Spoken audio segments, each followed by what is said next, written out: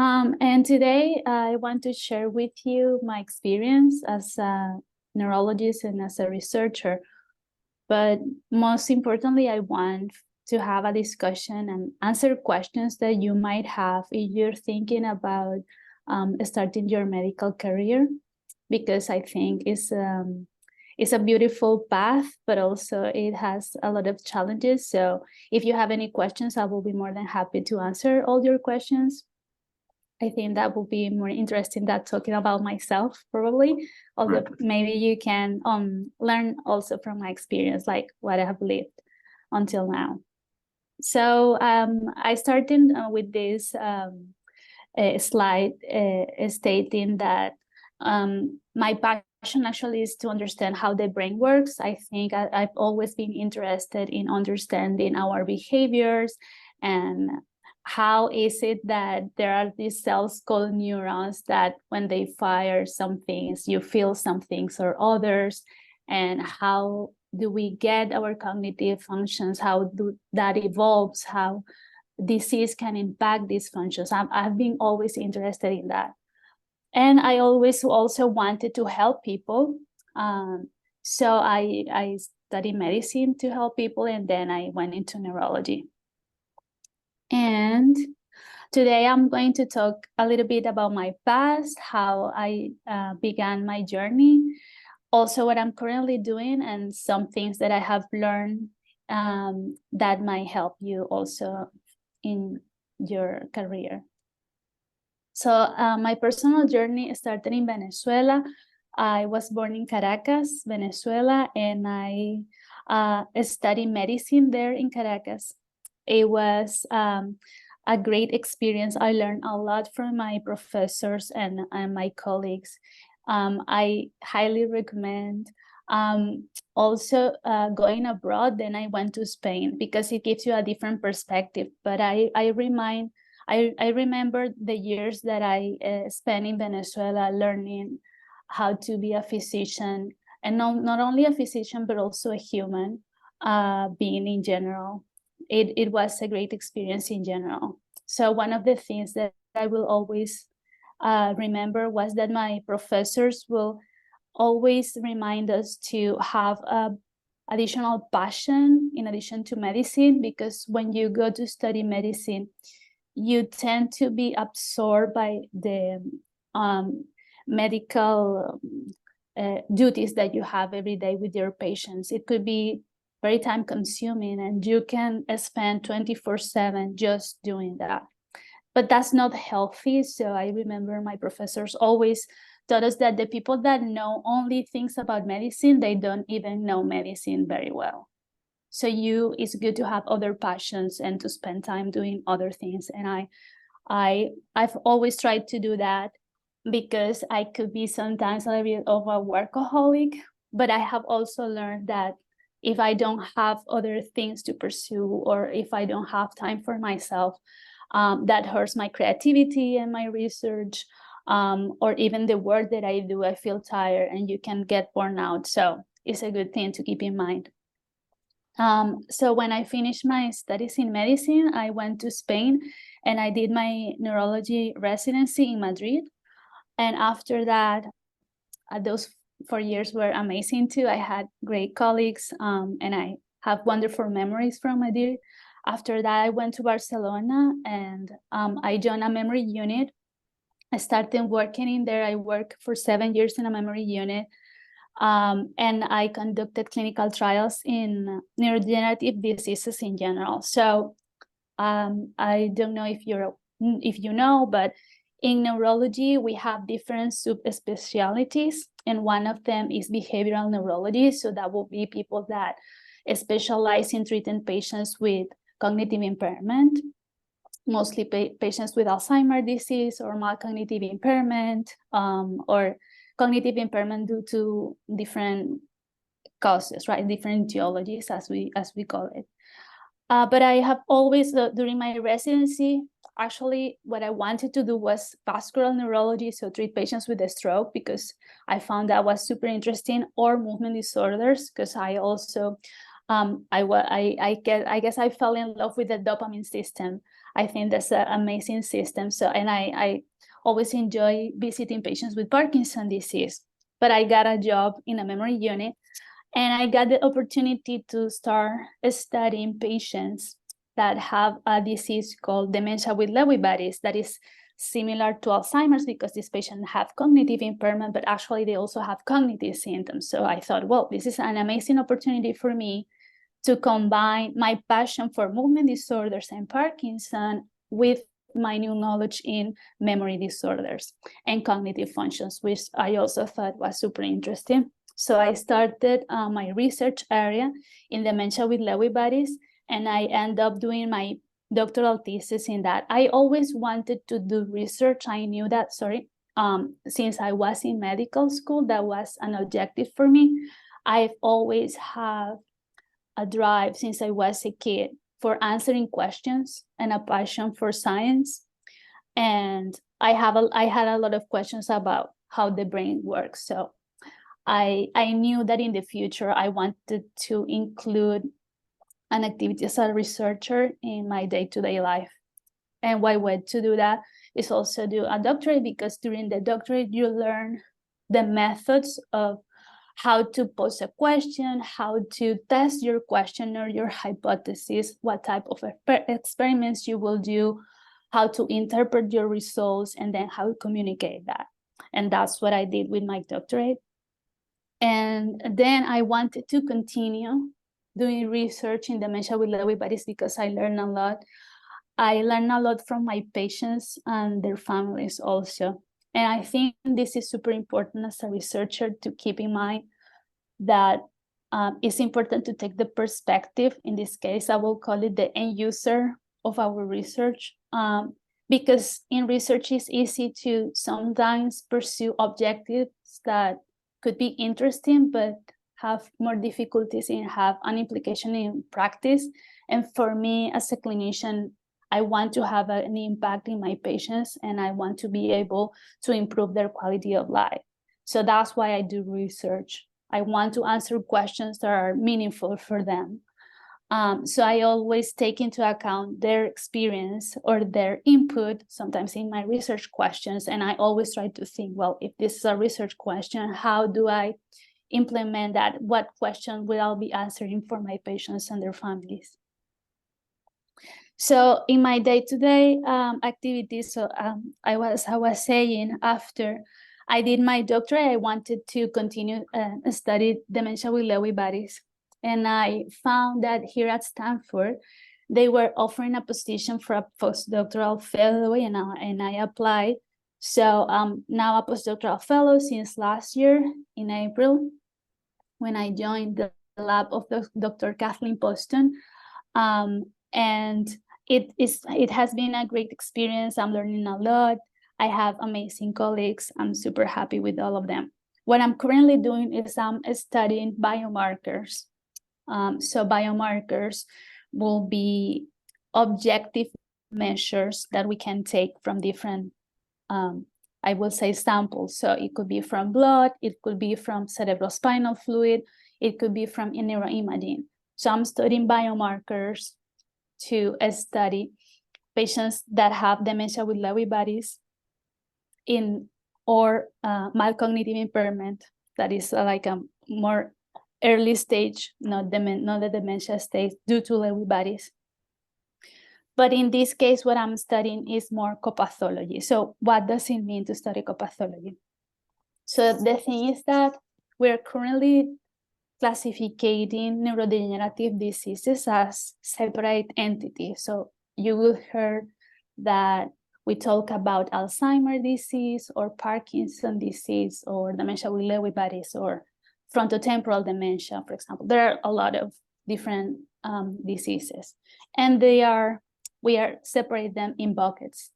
But the thing is that we have seen, when we look at the brains of the patients that die with these diseases, we tend to see proteins deposited. And when these diseases are starting to be classified, we saw that, for example, patients with Alzheimer's disease will have amyloid and tau, these two proteins. Patients with Parkinson, we have alpha-synuclein. But the development of the techniques to be able to identify those proteins was not that all the proteins were discovered at the same time. But first we saw amyloid, then we saw tau, then we developed our ability to see alpha-synuclein. So it has been a stepwise process. And now that we have the ability to look at a lot of proteins, there is a lot of overlap. And actually, people usually don't have just one protein deposit, but several ones. So people with Alzheimer's disease, when they die, they have not only amyloid and tau, but they can also have alpha-synuclein. And similarly, patients that die with Parkinson's disease, and a lot of them also die with dementia, they develop cognitive impairment.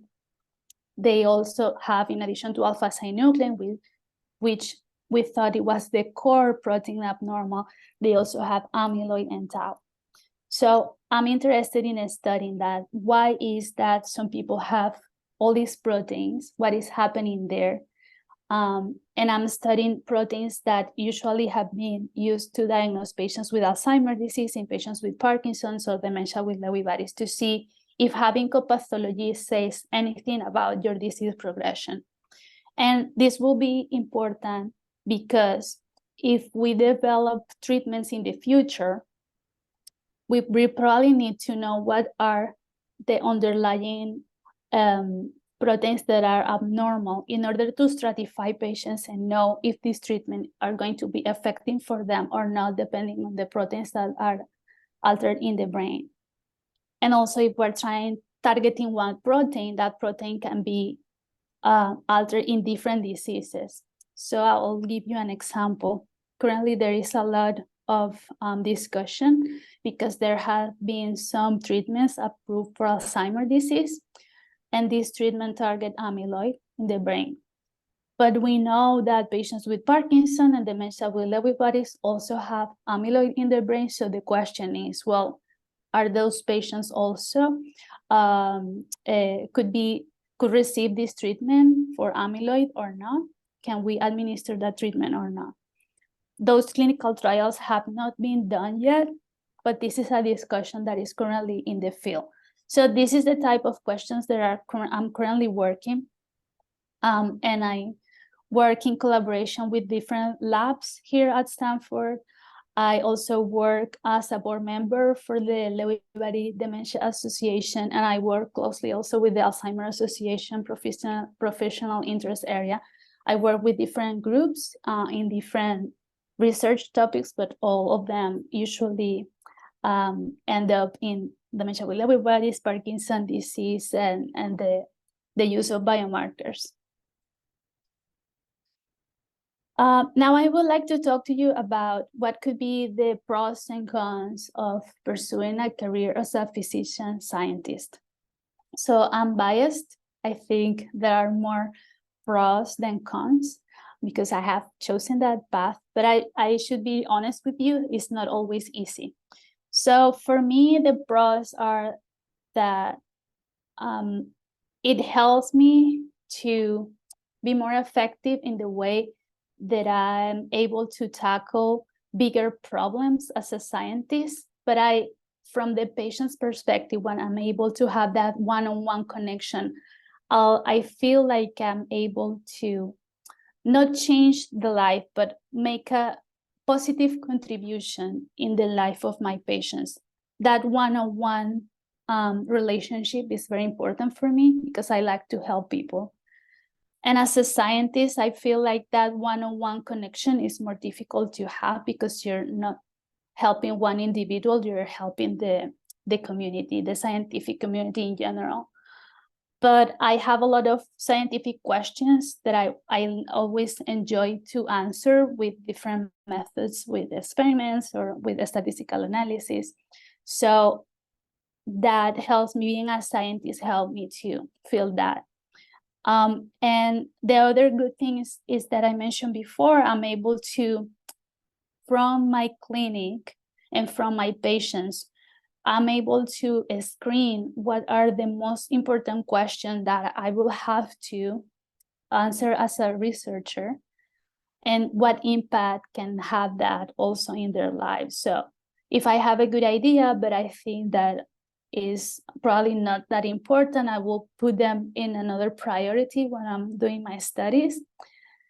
And the other thing is that having the clinical experience help you to understand better what are the implications of your research. I think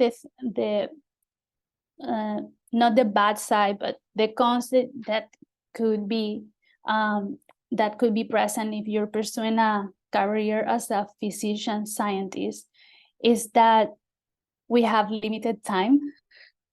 And I think it takes a lot of time to do both in general. So depending on the country that you live, it could be challenging. So for example, I know that in Spain, there are great researchers, but people they don't have time because your work as a clinician usually is more important for the hospitals. And I know from my experience, I did my doctorate while I was working. So I was working from Monday to Friday as a clinician, and during the weekends or the nights, I will do my science, I will do my PhD. And I know that a lot of people in the hospital like to do research, but they don't have enough time. Maybe they have half of a day, if they have anything at all, or they have 1 day a week. Sometimes they have 2 days a week, which is not that common.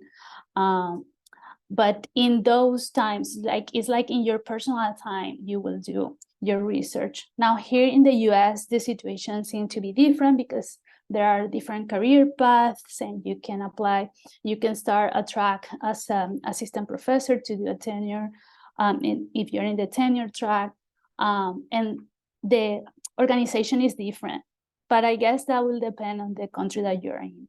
And my guess is that in Latin America, for example, where I'm from, is even more difficult, because I have heard that from my colleagues that doing research there is far more difficult. They have to work sometimes 6 days a week, because you also have on calls, and you sometimes have to work on the weekends. And even after that, if you want to do research, it will be in your personal time. So that could be a thing that to consider.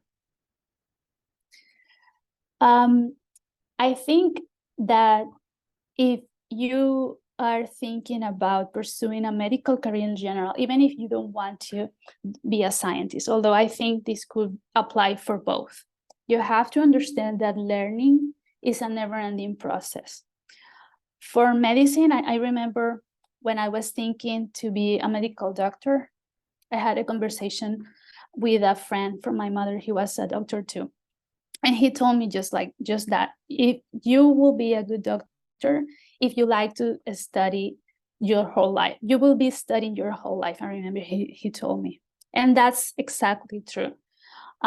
So it's not like you go to medical school, you learn all of that information, and that's it, and you go to see patients. You have to keep updating your information, because that's how science works. So information keeps being updated, and you have to be updated in order to treat your patients correctly. So that's also explain a little bit why we end up specializing, because it's very difficult to be updated about the whole body of medicine. It's very extensive and very broad. So even for me, I'm specializing in memory disorders, and I'm more updated on that. But now that I have worked on that for so many years, if I have to treat patients with epilepsy, I will have to read all the things that have been happening in these years to be able to treat those patients. So you have the tools, and I think that's one of the most important things that you learn in medicine. Learn the tools to keep yourself updated, to understand the information that you're receiving, and to be able to criticize the information too, and sort out what things are important and what things are not important. And just to emphasize, that will be your whole life. So you will have to be a person that likes to study a lot. And if you decide to be a scientist, I think that advice will also apply, because you have to keep studying. Your subject could potentially evolve thanks to your work in part. So, and a lot of techniques will be developed that you will have to implement. So I think you will have to be a curious person that like to study in general and learn. I put this slide because I think it's important to remind ourselves that these careers are time consuming, but it's important to practice self-care.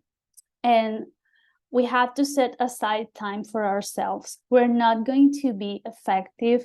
We're not going to be productive or creative, which are things that we need to do our job correctly, if we don't take care of ourselves. So if we are not able to take care of our mental health or our physical health, it's more difficult for us to take care of our patients.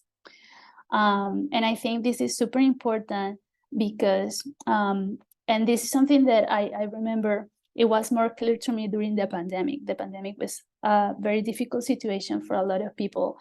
And if we don't take care of ourselves, that makes more difficult to attend the issues that people will come to you. And in medicine, a lot of the diseases that we treat are chronic diseases in general. So we receive a lot of, you can call it sometimes negative inputs that you have to be able to convert into something positive with treatments or with talking with the patients and their families.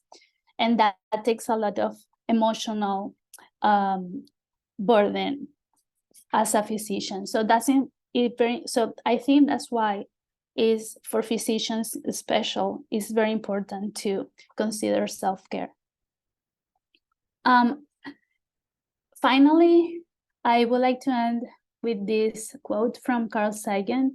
It says, "We are a way for the cosmos to know itself." I think it's one of my favorite quotes ever, because it summarizes why I'm a neurologist and why I do research, because ultimately I want to understand the brain, and the brain is a way to understand the universe. So I think it's great that we have the ability to understand these very complex concepts. And I hope in the future I'll be able to disentangle how actually the brain does that. And now I'll be happy to take any questions.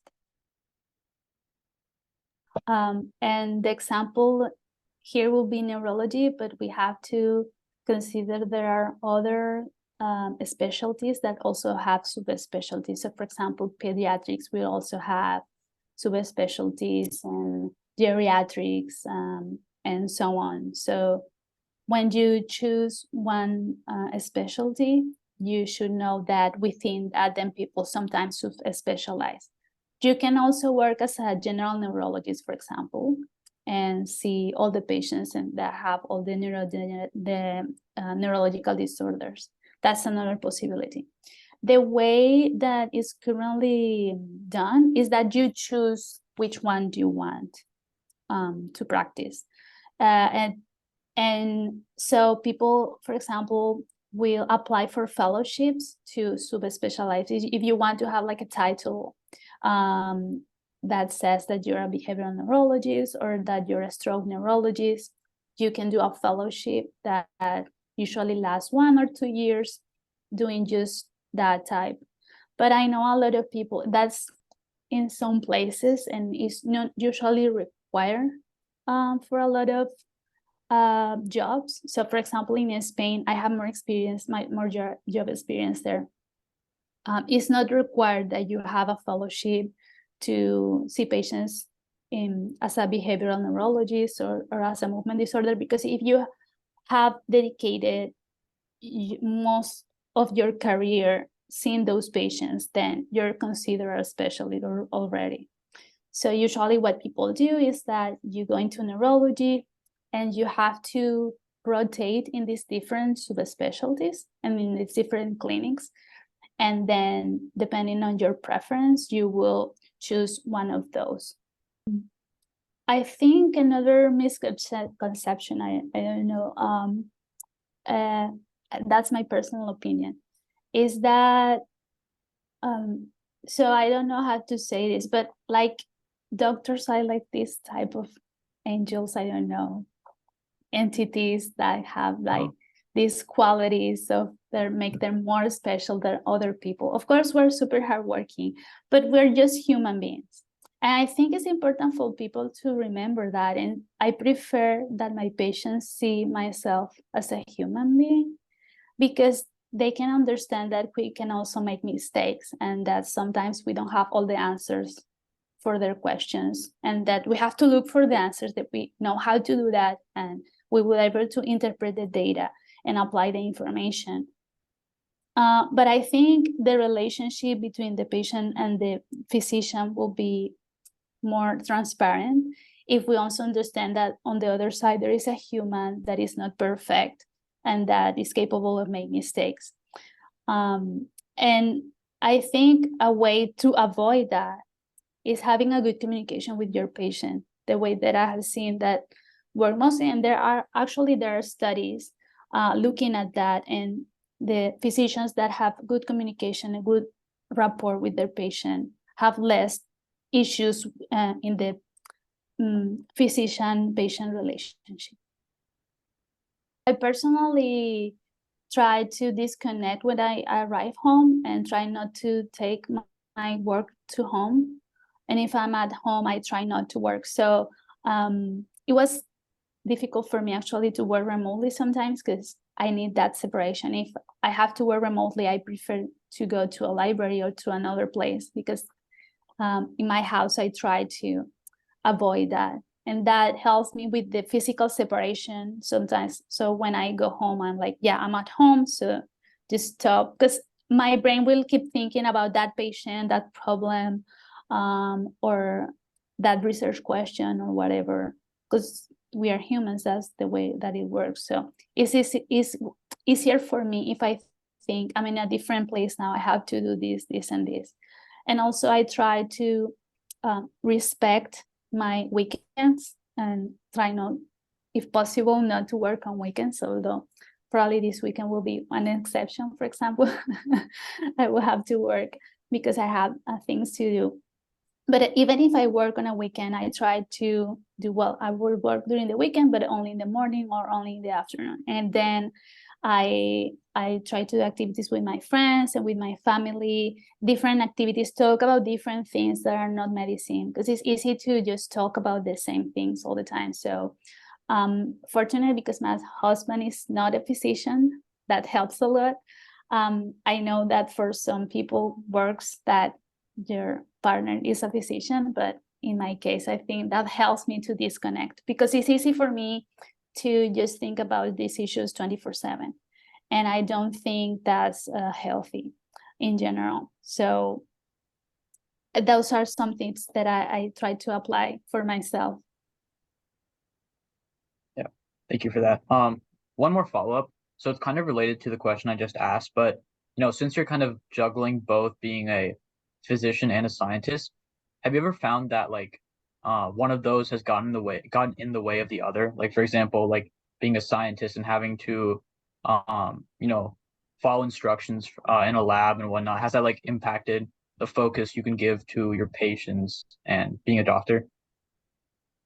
I think what will be difficult is for the managing times, because both are time consuming.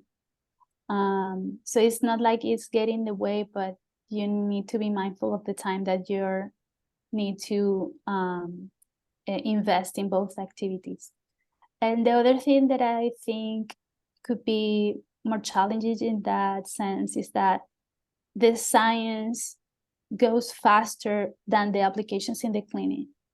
So sometimes I will see a clinical trial or a biomarker that is used in research that is super interesting, but in the clinic, we're not able to use it yet, or if you're able to use it, it's only for research, so you are not able to disclose the information.